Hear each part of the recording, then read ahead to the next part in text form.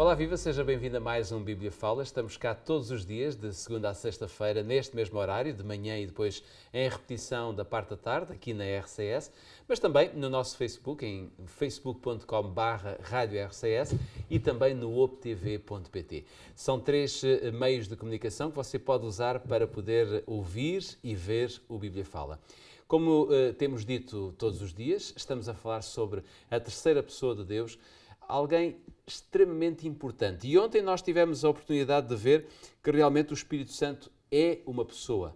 Não podemos ter dúvidas nenhumas e a Bíblia leva-nos a aceitar isso. Deseja que nós aceitemos isso. E, portanto, nós podemos ver que o Espírito Santo tem esta característica e tem muitas outras que nós vamos procurar diariamente aprofundá-las aqui dentro do tempo que temos. Por isso, Pedro, esta conclusão nós tirámos-la ontem, que realmente o Espírito Santo é uma pessoa, tem identidade própria, portanto ninguém pode negar isso, mas hoje eu gostava que nós pudéssemos de alguma forma falar um pouco sobre que tipo de pessoa é que nós estamos a falar. E talvez dava aqui um exemplo. Será que, por exemplo, é uma pessoa, mas é um ser criado, como os anjos, por exemplo? Pois esta é a pergunta, talvez para quem está mais familiarizado com a Bíblia, pode parecer assim uma pergunta um pouco inocente. Claro. Logicamente, tu não a fazes aqui de uma forma ingênua e inocente, mas eu considero que é interessante analisar a questão desse ponto de vista para que possamos dar aqui os passos necessários, e isso também nos permite abrir mais o horizonte bíblico, portanto, ler mais textos para poder chegar a esta conclusão. Os vários textos que lemos ontem colocavam o Espírito Santo claramente ao nível de uma pessoa. Por isso, o seu nome ou a sua identidade aparece ao lado de outros seres, como o próprio Satanás, como vimos, ou com os discípulos, nós e o Espírito Santo. Representando Deus. Representando Deus. A partir de alguns dos textos que aqui vimos ontem, poderíamos dizer assim, bom, não está aqui a dizer claramente que era Deus. De facto, alguns não diziam. Colocavam, era claramente o Espírito na posição de uma pessoa, um ser com identidade, com inteligência, com sentimentos. Mas agora vamos ler outros textos, portanto, que se vêm juntar a esses, numa grande diversidade de textos, que vão revelar-nos, se quisermos, numa segunda dimensão, que o Espírito Santo tem essa identidade, é uma pessoa, mas essa identidade é divina. Portanto, ele não está ao nível de um anjo ou de um outro qualquer ser especial, mas que tenha sido emanado de Deus. É o próprio Deus que é Pai, Filho e Espírito, e, portanto, o Espírito é Deus nessa manifestação e revelação única a que a Bíblia designa como Espírito Santo. Quais foram esses textos que tu escolheste? Então, vamos rapidamente lê-los, ok? E o tempo não nos permite fazer muitos comentários. Eu vou ler, em primeiro lugar, 1 de Coríntios, ok? A carta do apóstolo Paulo. Vamos ler o capítulo 2 e o versículo 10, que diz o seguinte. Deus revelou-nos essas coisas pelo seu Espírito.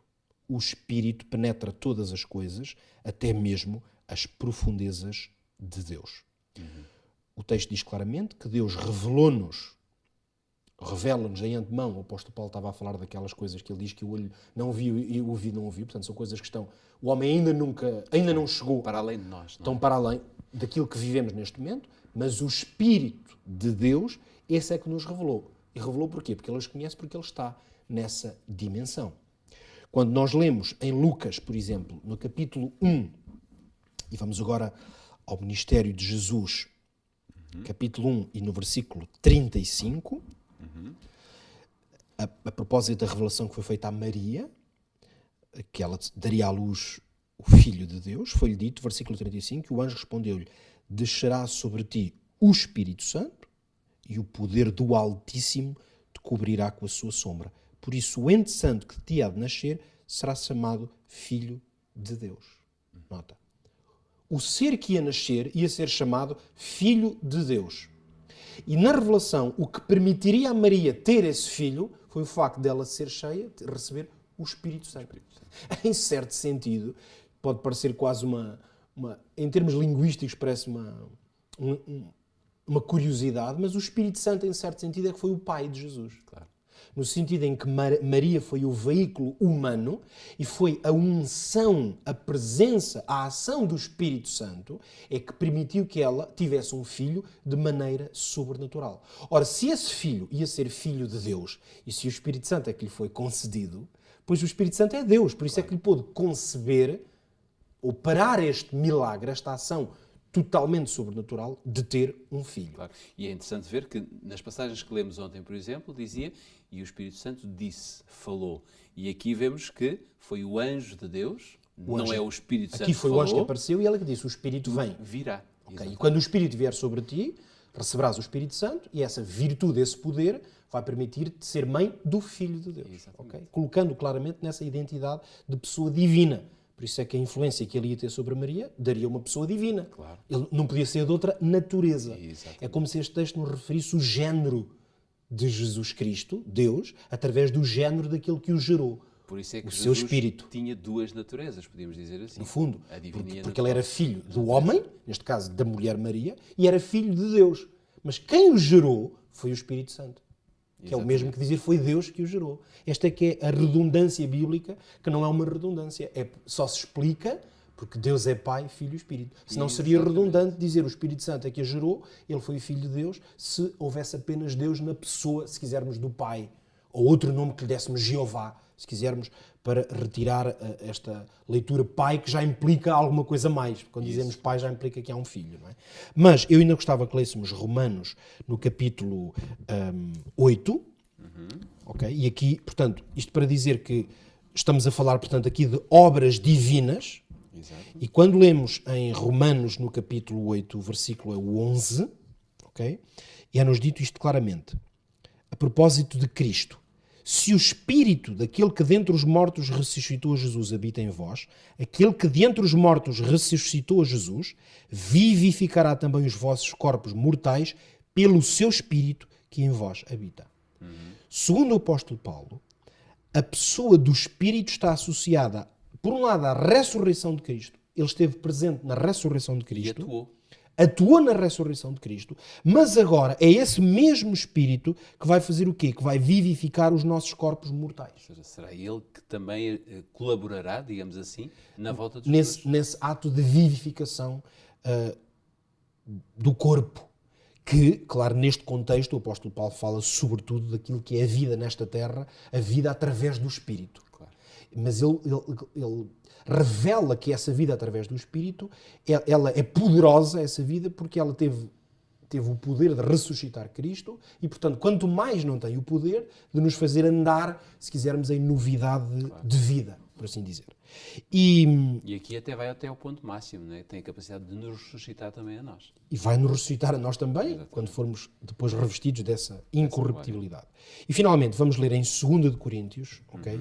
No capítulo 3 e no versículo 17. Ok? E aqui o texto diz o seguinte. Perdão que eu talvez esteja aqui a cometer um erro. 2 de Coríntios, capítulo 3 e versículo 17, exatamente.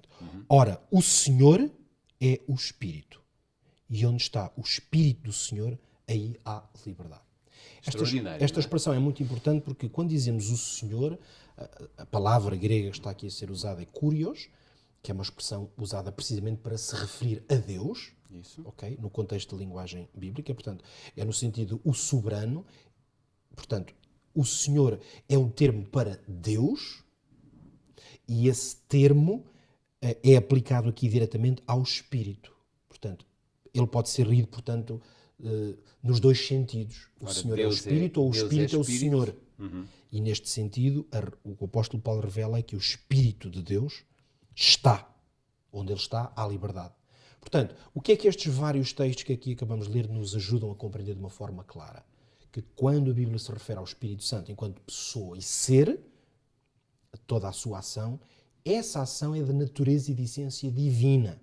Por isso é que o Espírito Santo transforma, reforma, por isso é que ele ressuscita, por isso é que ele inspira, por isso é que a sua ação na vida das pessoas é uma ação sobrenatural. Ou seja, ele realiza as tarefas que a Bíblia atribui a Deus. Essas tarefas de Deus são, particularmente no contexto do Novo Testamento, atribuídas ao Espírito Santo, porque não podemos esquecer que o Novo Testamento é que nos traz uma revelação mais ampla e profunda, não que ele não estivesse no Antigo Testamento, porque está presente, claro, a própria expressão Espírito de Deus e Espírito Santo está presente de diversas maneiras. O profeta, o salmista Davi chega a dizer: não retires de mim o teu Espírito Santo. Claro. No entanto, a compreensão de quem é e da sua ação, o Espírito Santo, é amplificada de maneira incrível no Novo Testamento, ajuda-nos a compreender claramente que falamos de uma identidade pessoal e que essa identidade é divina. Ficam aqui estas precisões, digamos assim, estas certezas quanto à presença do Espírito de Deus em nós, o papel que ele desenvolve e quem ele é, efetivamente. E já sabe que pode ter a certeza que Deus é o Espírito e onde o Espírito de Deus está, aí há liberdade. E a Bíblia também diz que o melhor lugar, ou o lugar mais desejado para que o Espírito esteja, segundo Deus, é no nosso coração. Por isso, se quer ter liberdade no seu coração, escolha a presença do Espírito de Deus para viver a seu lado. Tenha um ótimo dia, nós voltamos amanhã.